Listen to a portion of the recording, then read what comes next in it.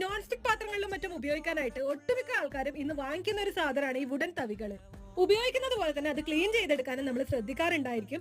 എന്നാൽ പോലും ഈ വുഡൻ തവികൾ നമ്മൾ നോർമലായിട്ട് കഴുകുന്ന സമയത്ത് മുഴുവനായിട്ടും ക്ലീൻ ആവാറില്ല എന്നുള്ളതാണ് സത്യം.